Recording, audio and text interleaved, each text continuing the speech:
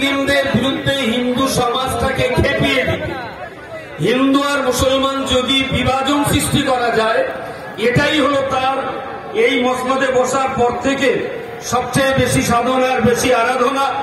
আমাদের মাথা গরম করলে হবে না।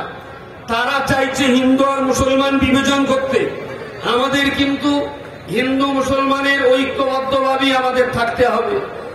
হিন্দু ভাইদেরকে স্মরণ করিয়ে দিতে চাই, মোদী অমিত শাহকে জিজ্ঞেস করুন দেশের জন্য মোদী পরিবার অমিত শাহ পরিবার কি দিয়েছে।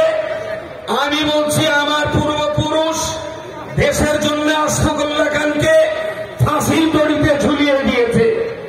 আমার পূর্বপুরুষ দেশের জন্য তাজমহল দিয়েছে। আমার পূর্বপুরুষ দেশের জন্য শীষমহল দিয়েছে।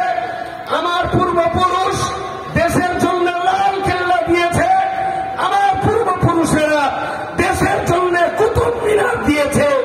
যারা দেশের জন্য কিছুই করতে যায়নি, যারা দেশের জন্য একটা প্রাণ দিতে পারেনি, প্রকাশ্য জনগণের সামনে দাঁড়িয়ে বলছি আরএসএস যদি প্রাণ করতে পারে স্বাধীনতার সংগ্রামে, একটা আরএসএস জীবন দিয়েছে, আমার কল্লা কেটে তার হাতে তুলে দেবে। দেশের জন্য প্রাণ দিয়েছে।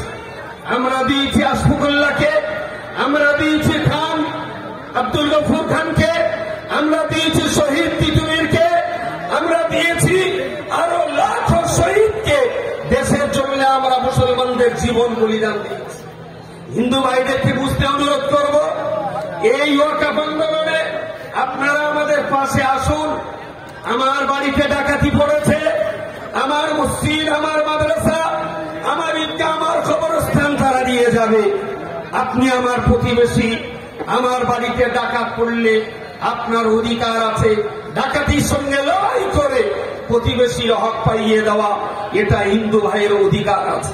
সুতরাং আমি হিন্দু ভাইদেরকে অনুরোধ বিনয়ের সঙ্গে করজোড়ে নিবেদন করে বলছি, মুসলমানদেরকে ভুল বুঝবেন না। আমরা আপনাদের শত্রু নই, আমরা আপনাদের মিত্র নই, আমরা মিলেমিশে এখানে বসবাস করতে চাই। আপনারা আমাদের সঙ্গে আসুন, একই সঙ্গে মিলেমিশে আমরা ওয়াকফ সম্পত্তি উদ্ধার করি। যদি আপনারা আমাদের সঙ্গে সাথ দিতে পারেন, ওয়েলকাম, ডবল থ্যাঙ্কস। যদি মনে করেন যে না, মুসলমানদের মসজিদ, মাদ্রাসা, ঈদগাহ, কবরস্থানের জায়গা সরকার দখল করলেও আমরা হিন্দু বুদ্ধিজীবী সমাজ গাল তুলব না, কিছু বলবো না।